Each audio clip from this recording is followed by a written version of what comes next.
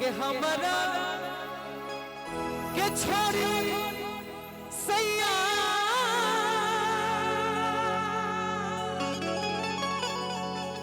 और गईला विदेशवा हो भुलाई ले गईलो।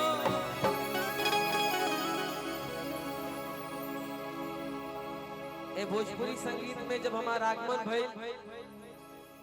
ओ घड़ी ऑडियो के जमाना रहे जो ना में 8 गो गाना हमने के गाई जा वही में गाना रहे दिलवा में सपना हजार काहे होला प्यार कौन चीज हटे प्यार काहे होला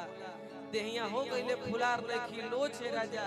गौना ले जाना त लागी अब खरो छे राजा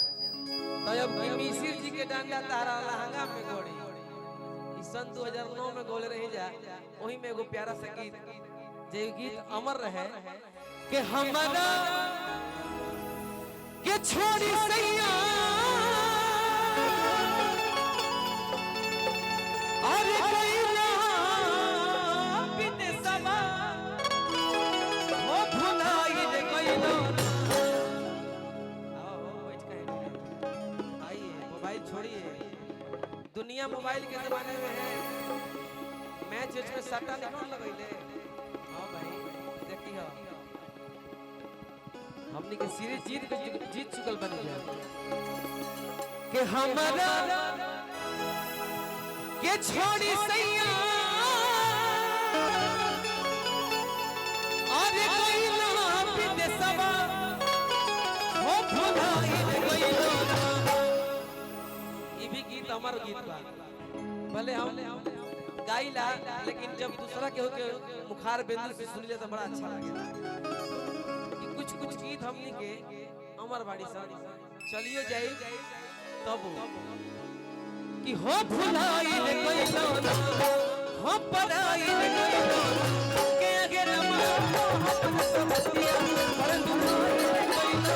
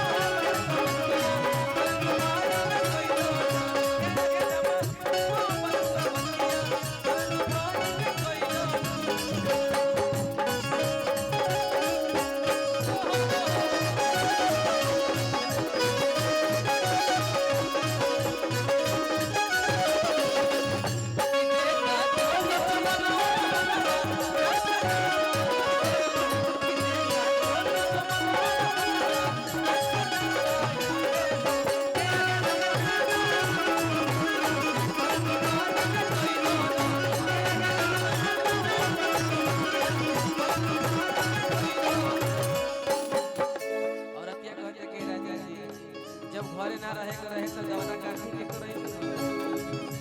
रोके के ना रोके घर पर पिया लइला हमके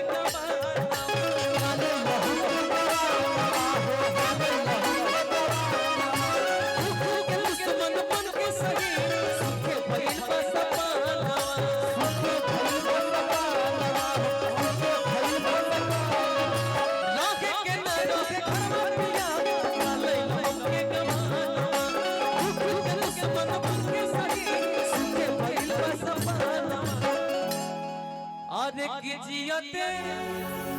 जवानी चले केहू से न कोगी हो पराई ले गईलो कि जियते जवानी चले अरे केहू से न कोगी हो पराई ले गईलो।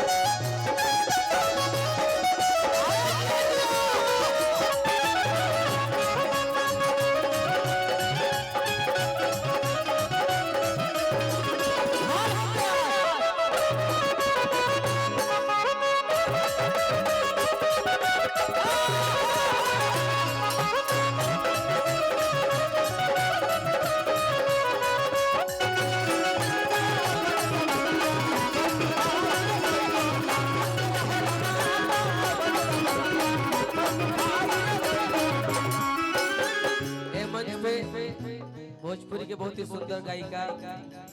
और एगो दोस्त कह सकत नहीं कि अनुपमा जी उपस्थित हो चुकल बानी। शाम की एगो कुर्सी है अनुपमा जी को दिया जाए और अतिया कहते के दुखे में दिनवारी हरिया दुखे कटेला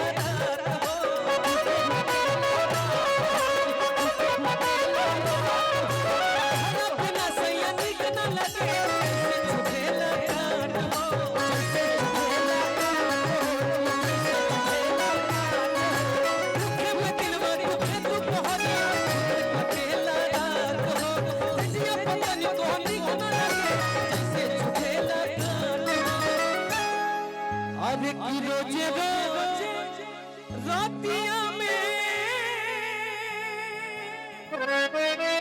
और हम के रोवला हो पढ़ाई रे कइलो। बहुत अच्छा लगा था बैंगनी साड़ी तारा में हो अनुपमा जी, बहुत अच्छा लग रहा है। पहले से ठीक ठाक हो गई है, मन पतली हो गई है। तो मेरे नजर में भले दूसरे के नजर में बात अलग है, देखिएगा पैसा ज्यादा हो गया भाई। कि रोजे रोजे रातिया में अरे कि हम के रोवला हम पढ़ाई एगो गाना मन पर गेल हो कि सजी धजी मारी उल्टी पाला रे लाली बाली लाई चाहे पाला रे ए गोलू तब बोलू तोहर का भाभा रे हतार कमा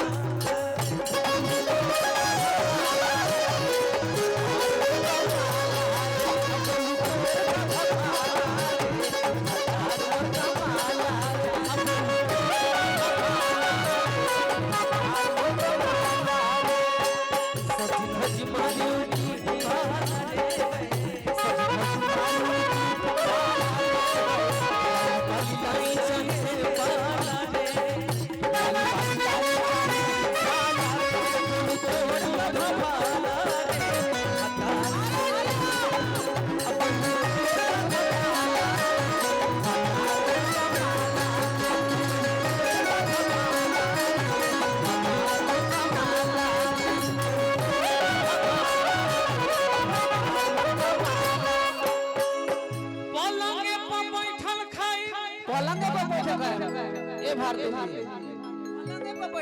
पलंगे पर बैठल खाई सूतब पसर के आ रानी नियन राज करब लौट के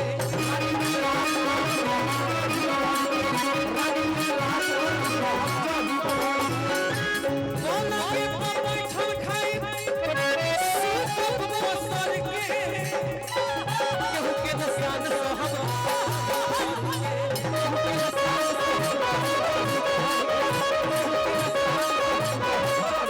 हमारा अंतिम बात ओकरा बाद सीधा सीधे कबे लगाओ बक्सा में लागी सबका ताला रे बक्सा में लागी सबका ताला रे बक्सा में लागी सबका ताला रे तोहर का भवाला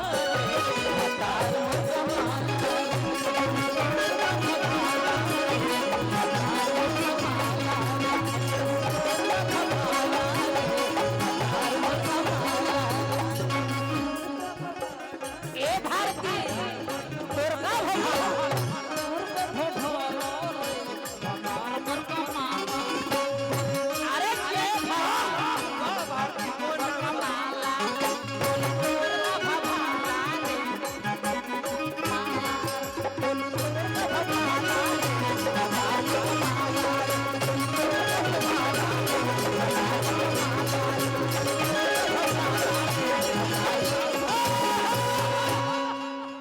से बहुत बहुत धन्यवाद।